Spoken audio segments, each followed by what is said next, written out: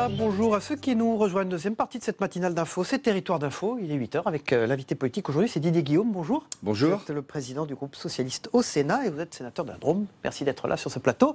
Pour vous interroger à mes côtés, le spécialiste politique de Public Sénat, Michael Zamez. Bonjour Michael. Bonjour à tous. Et Stéphane Vernet qui dirige le plus grand journal francophone du monde, le premier quotidien français, Ouest France. Bonjour. Le bureau de Paris. Bonjour. Le bureau de Paris, j'allais le dire, vous ne me laissez pas finir. Hein. Je sais, ça pose des problèmes importants d'ailleurs. Voilà, Didier Guillaume, merci d'être avec nous. Le Premier ministre devant les maires hier, il a rassuré, mais n'a rien cédé. C'était le côté « je vous ai compris », mais 13 milliards d'économies, c'est quand même 13 milliards. Est-ce que vous adhérez à ce qu'il a dit, le Premier ministre, hier ? 13 milliards d'économies, c'est 13 milliards. Et c'est beaucoup pour les collectivités locales, tout le monde en a conscience.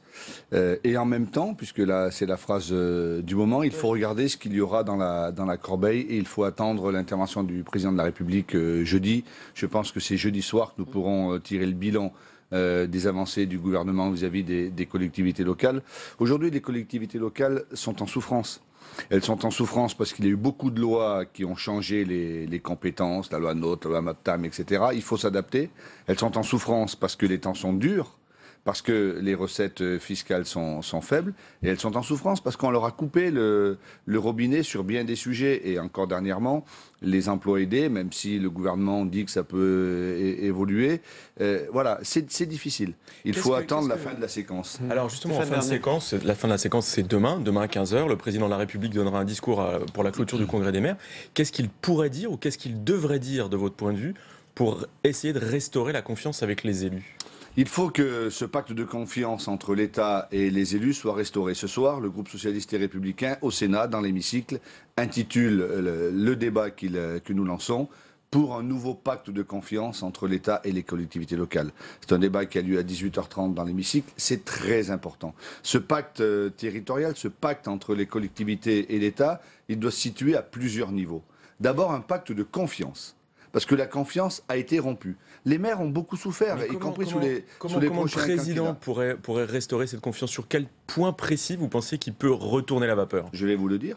Donc, tout simplement en donnant du pouvoir aux maires et aux collectivités locales. Je prends un exemple qui parle peut-être pas vraiment à tous les téléspectateurs de Territoire d'Info, mais les syndicats des eaux, qui sont gérés par des élus bénévoles qui amènent sur les bassins versants de l'eau potable à toute la population. Ces syndicats des eaux sont aujourd'hui, dans le cadre de la loi NOTRe, obligatoirement entrés dans des grandes agglomérations dans les métropoles. Ça enlève, ça retire cette possibilité. Si le président de la République annonce ça jeudi, c'est une preuve de... Excusez-moi, mais Édouard Philippe l'a fait hier, en fait. Le Premier ministre a annoncé qu'il y aurait la possibilité pour les maires de conserver la gestion des eaux et de l'assainissement. Il l'a fait dans son discours. Alors, ça m'avait échappé dans ce que dit Édouard Philippe hier, mais ça, c'est un exemple typique. Le deuxième sujet, c'est le sujet financier. Tous les gouvernements ont demandé des efforts aux collectivités locales. Le précédent quinquennat, le précédent président de la République, que j'ai soutenu de toutes mes forces, et l'actuel. 13 milliards, c'est beaucoup. Mais il faut une vision sur les 5 ans. Ça ne peut pas être je demande ça, des allers-retours, des zigzags. Un pacte de confiance, c'est aussi une visibilité pluriannuelle. Il faut que les maires sachent comment ils vont s'en sortir dans les années qui viennent. Et puis la troisième chose, qui est vraiment très importante, c'est la suite de la suppression de la taxe d'habitation. La taxe d'habitation... C'est le point clé. Oui, c'est en quelque part le point clé. La taxe d'habitation, je pense qu'il n'y a pas de citoyens, d'élus qui sont contre la suppression de la taxe d'habitation. C'est un grand retour de pouvoir d'achat pour les Françaises et Français, ceux les plus modestes. Si cette mesure s'avère inconstitutionnelle, là, ça poserait quand même un très très gros problème. C'était une mesure phare de la proposition de campagne d'Emmanuel Macron. Oui, bien sûr, mais je pense qu'il faut aller plus loin. Cette mesure n'est pas inconstitutionnelle du tout. Si on considère... Pourquoi les parlementaires de droite veulent saisir le Conseil constitutionnel ? Cette mesure Gérard Larcher le disait lui-même hier. N'est pas inconstitutionnelle, Michael Zamez, si tout simplement on supprime la taxe d'habitation. Moi, je suis pour la suppression de la taxe d'habitation pour tous les Français. Pour 100%, pas 80%. 80%. Mais notre groupe a demandé à ce que ce soit à 100% des Français.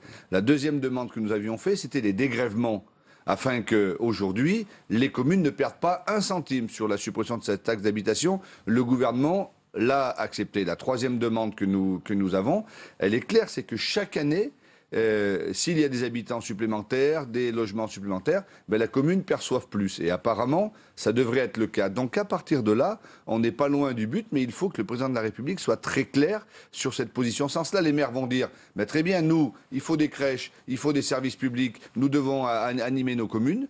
Mais l'État ne nous considère pas. Et moi, j'ai confiance dans l'État. Il y a aussi une mesure très importante, symbolique, c'est celle sur le logement. Vous avez parlé de la baisse des APL notamment.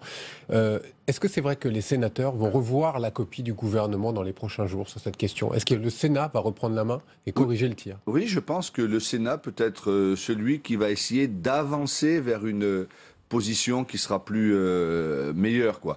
La baisse annoncée des 5 € pour tout le monde, ça n'allait pas.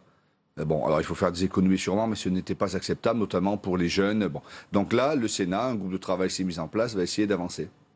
Didier Guillaume, président du groupe socialiste au Sénat, sénateur de la Drôme et notre invité politique ce matin dans Territoire d'Info. Est-ce que vous vous revendiquez comme Macron compatible, Didier Guillaume? Moi, j'ai voté pour Emmanuel Macron. Je souhaite que la France réussisse, que Emmanuel Macron réussisse. Donc, à partir de là, moi, ce qui va bien dans la politique d'Emmanuel Macron, je le soutiens. Ce qui ne va pas, je ne le soutiens pas. Je ne suis pas dans une opposition systématique qui serait idiote. Aujourd'hui, le président de la République a mis, lui, un grand coup de jeune à la politique. Il nous a tous fait prendre un grand coup de vieux. Il a fait exploser le système, exploser les partis politiques.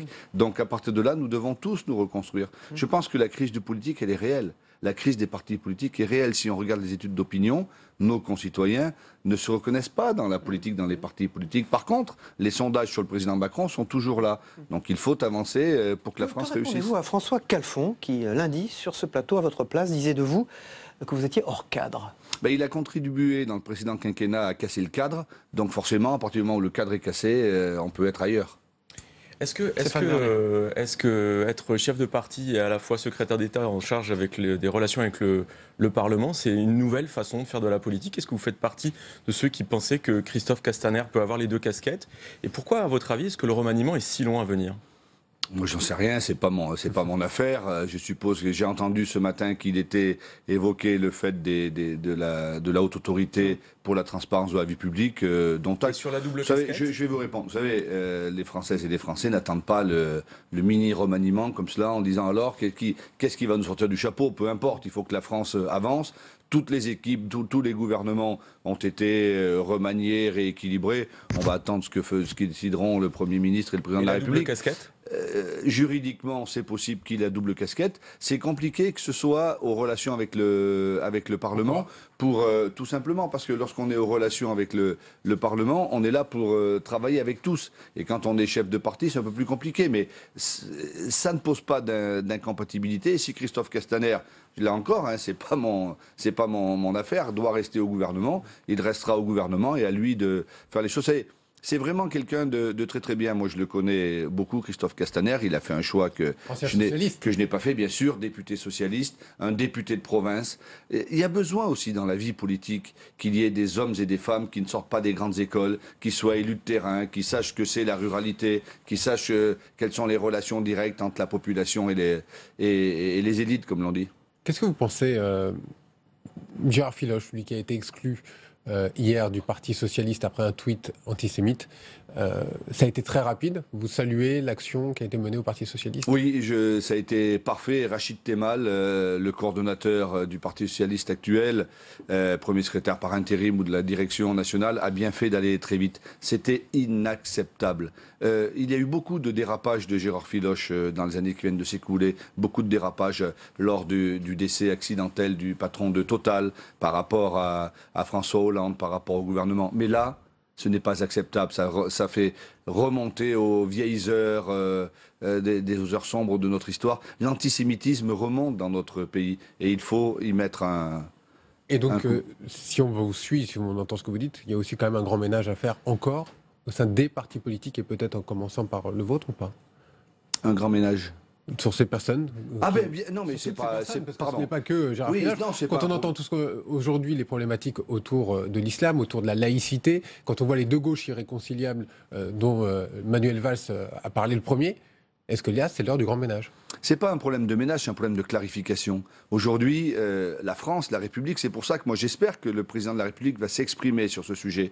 Aujourd'hui, les Françaises et les Français, sur la laïcité, Mais la gauche, et notamment la gauche de la gauche, est très divisée depuis très longtemps sur ces sujets. Et le problème, c'est qu'aujourd'hui, on ne parle pas de laïcité. On parle de ceux qui attaqueraient l'islam et de ceux qui soutiendraient l'islam. C'est scandaleux, cette affaire. C'est scandaleux. C'est pas ça le sujet. Il n'y a pas de problème avec l'islam en France. Il n'y a pas de problème avec les musulmans en France. C'est ce que dit Manuel Valls. Ah bon, moi, j'ai entendu Manuel Valls. País, dans le journal El País, c'est la première fois qu'il est aussi clair. Il y a un problème avec l'islam en France et les musulmans. Je ne lis pas El País. J'ai lu l'interview de Manuel Valls dans Le Monde hier. J'ai lu tout ce qu'il a dit. Enfin, en tout cas, moi, je vous dis qu'il n'y a pas de problème avec l'islam. Il n'y a pas de problème avec les musulmans. Par contre, il y a un problème avec le salafisme. Il y a un problème avec les intégristes. Ça, oui, avec l'islam politique, il y a un problème. Ça, évidemment, mais pas avec l'islam. L'islam est une belle et grande religion et les musulmans sont nos frères. Du coup, vous ne partagez pas les propos de Manuel Valls, ou vous pensez qu'ils ont été sortis de leur contexte? Parce que c'est quand même une interview télévisée qu'il a donnée, dans laquelle il a fait cette déclaration. Je suis confus, mais vous me l'apprenez, donc je ne sais pas. Je ne suis pas du tout ennuyé par cette affaire. Ça m'étonne qu'il évoque cela. En tout cas, il y a dû avoir des codicilles. C'est peut-être une interview qu'il a donnée en catalan. Je ne dis pas qu'il y a des problèmes de traduction. Non, mais je ne sais pas, parce que c'était à Barcelone apparemment. Hein. Bon, voilà. En tout cas, moi, ma position, elle est très claire. La laïcité, c'est notre socle commun. C'est la base de notre pacte républicain, c'est notre vivre ensemble. Et la laïcité, elle est intouchable. La laïcité, c'est pas attaquer les religions. La laïcité, ce n'est pas un glaive, c'est un bouclier. C'est cela, le bouclier contre tous les intégrismes. Si on parle de cette tribune de Manuel Valls, vous partagez son combat, vous avez été son directeur de campagne pendant les primaires, vous partagez ce combat qu'il a mené entre Charlie Hebdo et Mediapart. Il en a fait le combat de sa vie. Est-ce que vous partagez ce combat? Je ne sais pas s'il en a fait le combat de sa vie, mais le combat pour la laïcité, le combat pour la République, c'est le combat de toute une vie. Après, moi, je ne veux pas rentrer dans ce débat-là avec beaucoup d'agressivité, parce qu'il y a beaucoup d'agressivité de part et d'autre. J'ai lu ce qui se passe entre Mediapart et Charlie. Ce n'est pas un problème d'aujourd'hui. C'est un problème qui découle de leurs histoires, l'histoire de la gauche depuis des années, qui n'a jamais été tranchée. C'est le débat sur Tariq Ramadan, pas sur ces frasques-là d'agression ignoble. C'est le débat aussi sur les prières de rue, c'est le débat aussi sur la croix de Plein-Mer en Bretagne. C'est là, vous demandez au président de la République peut-être de dire halte au feu, de monter au créneau, enfin? Non, pas de dire halte au feu. Je demande. Le président de la République devrait s'exprimer pour donner la voix de la France, la position de la France. La laïcité, c'est quelque chose de fondamental. Il y a des églises dans tous nos villages. On ne va pas supprimer les églises. Il y a des mosquées. Il faut en faire d'autres. Ce n'est pas ça le sujet. C'est la cohabitation des religions. On croit ou on ne croit pas, mais on ne m'impose pas de croire si je n'ai pas envie de croire. Voilà. Je vous propose de faire un pas de côté. Je m'adresse à l'ancien président du conseil départemental de la Drôme concernant la situation de la centrale du Tricastin. L'autorité de sûreté nucléaire a fait fermer les 4 réacteurs en évoquant un risque d'inondation par rapport aux digues, au barrage de Donzère. Est-ce que vous suivez ce dossier de manière très, très précise? Est-ce que vous pensez que c'est exagéré comme décision ou qu'il y a un vrai problème? Quelle est votre attention par rapport à cette situation? Je suis le dossier de très très près, d'abord parce que j'ai présidé pendant plus de 10 ans la CLID du Tricastin, qui est la plus grande commission locale d'information de France, parce que c'est mon département, parce que l'autorité de sûreté nucléaire est le meilleur gendarme du nucléaire du monde, et que jamais, au grand jamais, je ne dirai quoi que ce soit contre la SN, parce que d'abord je n'en ai pas les compétences, eux ont les compétences. Ils ont décidé de fermer les 4 réacteurs. Nous savions qu'il y avait des risques entre guillemets, il n'y a pas un risque d'inondation. Non, il n'y a pas de risque imminent, les gens ne vont pas mourir et tout va bien. Mais dans le nucléaire, comme dans d'autres choses, mais dans le nucléaire particulièrement, le principe de précaution, il est indispensable. Donc il y a des travaux à faire. Pour éviter qu'en cas de séisme, en cas de tsunami ou je ne sais trop, les digues pètent et que du coup la centrale soit asséchée. Et si la centrale n'est pas refroidie, elle est asséchée, alors là il y a de gros problèmes. Oui, mais vous savez, le débat sur le nucléaire, nous devons le mener. Nicolas Hulot, au nom du gouvernement, a fait une annonce il y a de cela quelques jours sur les 50% sur notre mix énergétique. Moi, je pense qu'il faut réduire la part du nucléaire dans notre mix énergétique, c'est évident. Je ne suis pas pour la sortie du nucléaire, pas du tout, parce que le nucléaire est une énergie dont nous aurons besoin dans les années qui viennent. Mais il faudra baisser cette part du nucléaire. Nous savions, parce que la question c'est quand. Lorsque j'ai voté la loi de 2020-2030. Lorsque j'ai voté la loi de transition énergétique, je vais vous répondre de Ségolène Royal. Nous savions que la date qui avait été fixée était une date qui était difficilement tenable. Difficilement tenable. Aujourd'hui, le gouvernement dit, on ne peut pas dire que Nicolas Hulot n'est pas un écologiste. Aujourd'hui, le gouvernement dit, on se donne un peu plus de temps, mais nous allons arriver à l'objectif. Ça me va très bien. Didier Guillaume, votre commentaire sur les commentaires de François Hollande réguliers dans la presse qui transparaissent sur ses critiques à l'égard d'Emmanuel Macron, vous qui le connaissez bien, qui l'avez fréquenté de très près dans le précédent quinquennat, qu'est-ce que vous en pensez, vous? François Hollande a dit qu'il restait dans la vie politique, qu'il ne quittait pas la vie politique, qu'il donnerait ses avis, qu'il dirait des choses.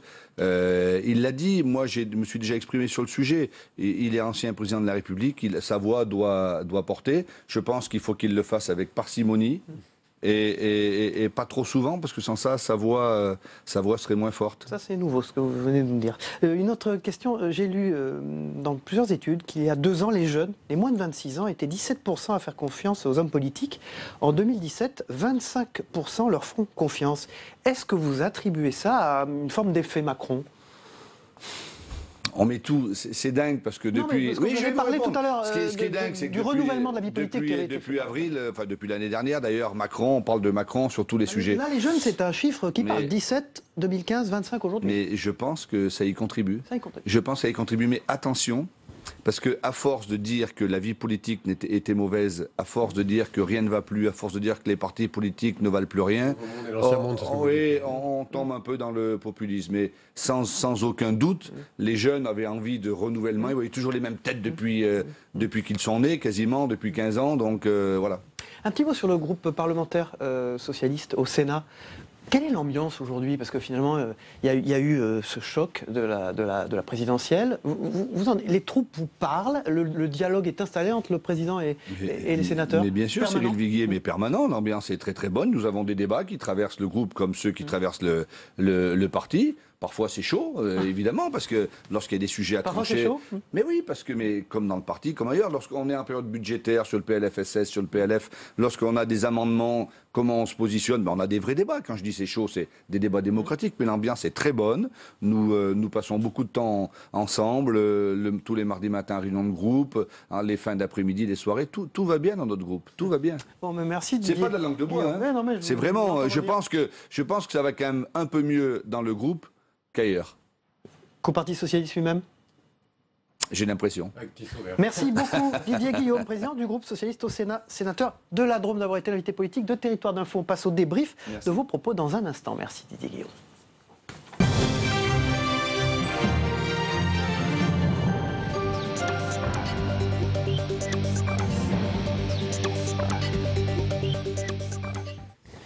Voilà, nous allons débriefer ce qu'a dit Didier Guillaume, le président du groupe socialiste au Sénat, qui était notre invité politique, avec, j'allais dire, 2 revenants, c'est pas le mot, mais oui, vous étiez dans la première partie de cette matinale. Eh bien, il s'agit de Guillaume Doyen, de la Gazette des communes. Vous dirigez donc ce journal des départements, des régions, des communes, et Zoé Cadio de l'Indépendant et du Midi Libre. Voilà, merci d'être avec nous. On démarre tout de suite par le Premier ministre, hier, qui était donc devant les maires de France, opération déminage, a-t-on dit, Guillaume Doyen. Comment vous avez trouvé Didier Guillaume en défense, au fond, du Premier ministre modéré, qui est tout de même un ancien élu? Oui, donc il y a solidarité d'élus là un peu aussi qui joue. Oui, il y a la solidarité d'élus, puis il y a le fait Ex-maire du Havre, je rappelle. Que Didier Guillaume est parfaitement Macron compatible. Ça transparaît à travers ses propos extrêmement mesurés à l'encontre à l'égard du Premier ministre, mais aussi de M. Castaner, aussi du président de la République. Donc on sent là un sénateur PS qui n'est pas très éloigné de la ligne officielle du gouvernement et du chef de l'État. Il trouve même qu'au parti ça se passe moins bien, il l'a dit à toute fin de l'interview, que dans le groupe parlementaire socialiste au Sénat.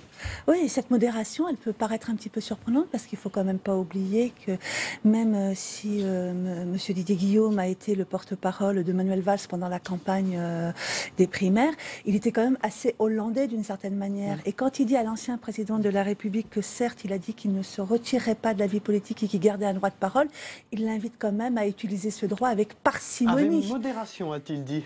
parcimonie, il a même dit.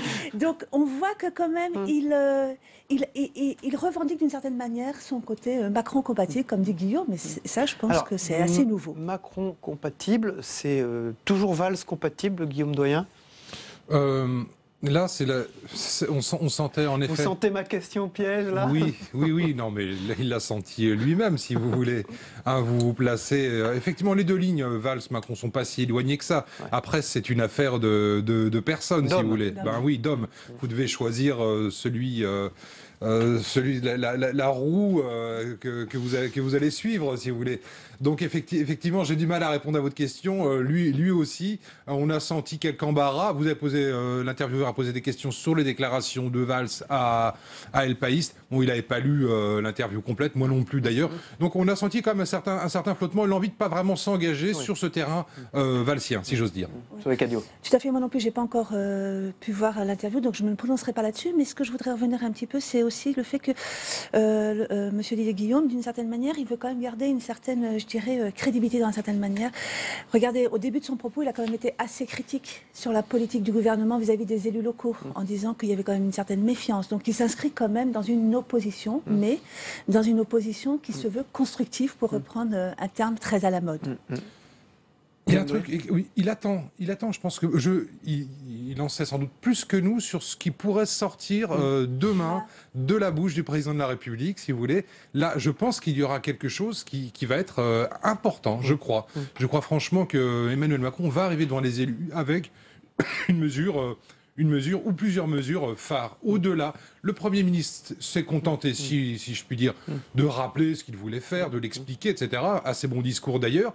Je pense que le président de la République arrivera avec quelque chose de plus marqué. Cette intervention en 2 temps est finalement relativement bien jouée. Mais 13 milliards d'économies, c'est 13 milliards tout de même. Alors 13 milliards d'économies par rapport aux dépenses prévues, oui, c'est pas mal. Et dans le fond, tout ça, pas mal de gens ont un peu de mal à comprendre. Hein. Mais la question qui se pose, en réalité, c'est celle du périmètre du service public local. C'est simple. Oui, on peut faire des économies, toujours. J'écoutais le maire de la ville de Lyon hier, à Publixel, il disait j'ai inauguré 3 bibliothèques cette année. C'est pas vital des bibliothèques, si j'ose dire. Il aurait pu en inaugurer qu'une, si vous voulez. Mais ce sont des dépenses qui sont attendues par les citoyens. Elles sont fréquentées. Donc, effectivement, la question de est-ce qu'on peut faire moins? Oui, on peut faire moins. Ouvrir moins de crèches, moins de bibliothèques, etc. Avoir des transports en commun moins performants. On peut toujours faire moins. Alors, ça ne veut pas dire grand-chose si vous diminuez simplement le périmètre de votre intervention. C'est que vous disiez justement que demain, les élus attendent beaucoup de l'intervention du président Macron. Je ne sais pas s'il y aura vraiment des grandes annonces au niveau de la taxe d'habitation, parce qu'on est quand même dans un contexte de rigueur budgétaire et il a quand même cette ligne de faire 13 milliards d'économies pendant le quinquennat. Donc je pense quand même qu'il y aura des déceptions. Et je pense où là où on peut attendre le président Macron, c'est sur des dossiers, je dirais, plus techniques, sur les normes, vous savez, qui tracassent énormément les élus. Donc là, je pense qu'il arrivera à les amadouer. Et puis, ce n'est pas anodin si ce soir, il reçoit quand même les maires à l'Élysée. Donc, il va les rencontrer, il va essayer de faire encore, je dirais, tout un exercice de pédagogie pour expliquer sa politique. Et je crois qu'il est vraiment dans une position, je dirais, dans une politique de déminage avant de commencer son intervention devant les maires. On continue le déminage, après celui effectué par le Premier ministre, c'est celui d'Emmanuel Macron qui arrivera demain, Guillaume Doyen, selon vous? Oui, il va effectivement parler des normes qui pèsent lourdement sur les collectivités locales. Hein. Effectivement, ça induit. Mais il est crédible, Emmanuel Macron, pour parler de ça, puisque on souligne évidemment le fait qu'il n'a jamais été un élu de territoire, à contrario du Premier ministre, député maire du Havre. Techniquement, oui, effectivement, le président de la République. Institutionnellement, oui aussi, il est président de la République. Il n'en reste pas moins qu'il incarne l'État jacobin, c'est indéniable. Le personnage incarne l'État jacobin. Il y peut peut-être pas grand-chose. Il a fait tout pour aussi depuis le début du quinquennat. Oui, il est pour un centralisme républicain quand même, d'une certaine manière. Si vous voulez, on l'accuse de recentraliser, tout simplement. On l'accuse d'être l'homme de Paris, on l'accuse la présidence jupitérienne. De l'énard jupitérien, avec des préfets napoléoniens, avec des ordres qui tombent d'en haut, avec peu d'écoute. Le style est beaucoup en jeu là-dedans. Le bilan, c'est un peu court, franchement, pour en parler. Le style ne prêche pas en sa faveur, si vous voulez. Donc, clairement et nettement, il a un souci de style. Et vous avez rappelé qu'il va recevoir aujourd'hui, je crois, 1000 maires à l'Élysée. C'est une bonne opération, il doit le faire, il doit effectivement se rapprocher d'eux.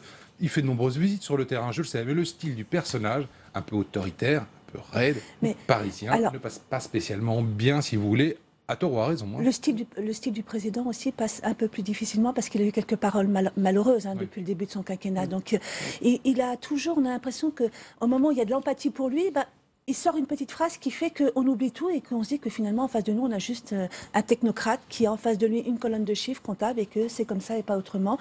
Alors, ça peut plaire, mais ça peut aussi déplaire d'une certaine manière. Et je pense qu'il aurait à gagner beaucoup, à mettre un peu d'eau dans son vin et être un peu plus, je dirais, humain. Comme on l'a vu d'ailleurs, il reçoit les enfants de l'UNICEF hier. On voit qu'il cherche quand même à aller vers les Français. Alors, Didier Guillaume a clairement reconnu un effet Macron. À la fin de cette interview, vous avez entendu Guillaume Doyen. Alors moi, je vais citer ces études qui indiquent que les jeunes sont maintenant plus nombreux à faire confiance aux hommes politiques qu'avant l'élection d'Emmanuel Macron. Mais cet effet Macron, il est indéniable. Des hommes politiques aguerris, comme Didier Guillaume, qui préside donc le groupe socialiste au Sénat, le reconnaît et l'intègre dans sa stratégie, y compris à la direction du groupe parlementaire, vous l'avez vu. Oui, en effet, ce changement de génération et de personnes qui s'est produit à une vitesse extrêmement unique, rapide. Au fond, sous la unique, Ve République. Voilà. Ces carrières qui étaient prévues pour durer de 20 à 80 ans, si vous voulez, se sont arrêtées pour beaucoup d'hommes. Voilà, j'ai dit des hommes, parce qu'il y avait très peu de femmes, malheureusement. Donc, voilà. Tout à fait. D'ailleurs, on peut se poser la question justement de la parité, parce que s'il y a autant de femmes et d'hommes à l'Assemblée nationale, on s'aperçoit que leur temps de parole est assez limité. Je crois qu'il y a une étude qui vient de sortir qui dit que simplement les députés femmes n'ont eu que 3% du temps de parole dans l'hémicycle. Donc là aussi, on se demande s'il n'y a pas aussi une politique d'affichage d'une certaine manière. Donc peut-être qu'il y a un effet Macron, peut-être qu'on a envie d'y croire tous, mais on reste quand même dans une position d'attentisme, comme les élus, qui attendent vraiment la parole du président demain soir. Demain, vous repartez au 100e congrès des maires de France aujourd'hui. Oui. Voilà, vous dirigez la Gazette des communes. C'est un peu normal. Merci. Vous nous tiendrez au courant de ce qui s'y dit cette fin de semaine. Merci Zoé Cadio de l'Indépendant de Perpignan et du Midi Libre d'avoir débriefé Didier Guillaume, l'invité politique de Territoire d'Info ce matin. On passe aux Zap-Monde. Un résumé en quelques minutes de ce que vous devez savoir de l'actualité dans le monde avec notre partenaire TV5 Monde. On le regarde ensemble.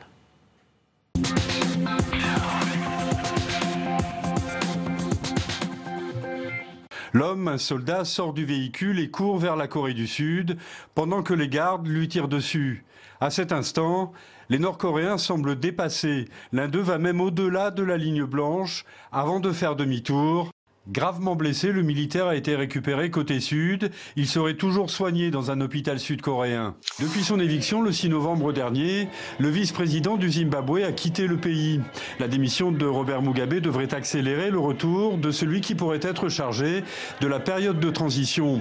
Emerson Mnangagwa devrait normalement rentrer à Harare ce mercredi, où il devrait prêter serment comme président par intérim pour une période de 3 mois, à l'issue de laquelle le Zimbabwe devrait voter pour élire son nouveau président. À sa descente d'avion, Saad Hariri restait muet.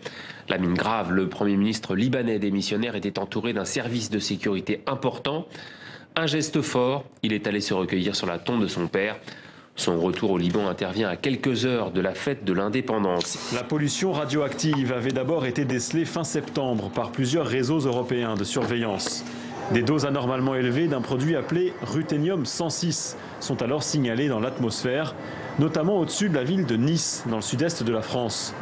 Rapidement, les autorités françaises situent l'origine des émissions polluantes dans une zone située en Russie, entre la Volga et l'Oural. Elle n'exclut pas alors un accident. À la frontière entre les États-Unis et le Québec, des roulottes sont installées. Elles pourront accueillir jusqu'à 200 personnes. Mais elles risquent d'être rapidement occupées si ces Haïtiens réfugiés aux États-Unis débarquent illégalement au Canada au cours des prochaines semaines pour demander asile. Déjà, plus de 5000 d'entre eux ont fait cette démarche l'été dernier dans la crainte que l'administration Trump mette fin à leur statut temporaire de réfugiés, une décision qui est maintenant officielle.